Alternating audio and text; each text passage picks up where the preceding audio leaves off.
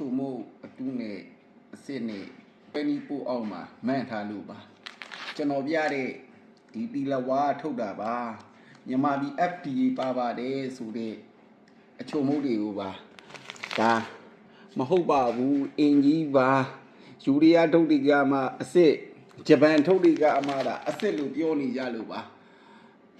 မငင်းပါဘူးဟုတ်မှာပါဒါကိုကြိုက်တယ်လို့ယူဆလို့ရပါလေဒါမနေ့ကျွန်တော်ကတော့ယူလေးပဲပြောပါမယ်ဒီအိုးချိုမို့တစ်စိတ်ဒီပုံစံနဲ့ကိုဗမာပြည်တဲကိုဘေးအရက်ဒေသဝင်လာအတူလို့ပဲသုံးလုံးလို့ရမှာပါသူတို့ကတော့တရားဝင်မှတ်ပုံတင်ထားတယ်တရားဝင်ထုတ်လုပ်ခွင့်လိုင်စင်တွေလျှောက်ထားတယ်တရားဝင်ထုတ်နေတာအဲ့ဒီပစ္စည်းကိုကျွန်တော်ကအတူပါလို့သွားပြောရင်ကျွန်တော်ပြဿနာတက်မှာပါ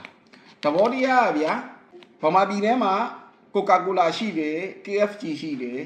အဲ့သဘောတရားပဲဗမာပြည်ကိုကာကိုလာနဲ့ KFC ကိုအတူပါလို့ပြောလို့မရဘူးသဘောတရားအဲ့သဘောတရားပါပဲเนาะဒီအချိုမို့ဇလန်းတော့ဒီမှာပဲတခန်းရက်ပါပြီလို့ညီကိုတို့ပြောနေတဲ့အချိုမို့ဒါမျိုးစာတမ်းမပါတာမှအစ်စ်ဆိုရင်ကျွန်တော်စီမှာဈေးအရန်ပေါ်ပါတယ်3830ပဲရှိပါတယ်เนาะလိုချင်ရပါတယ်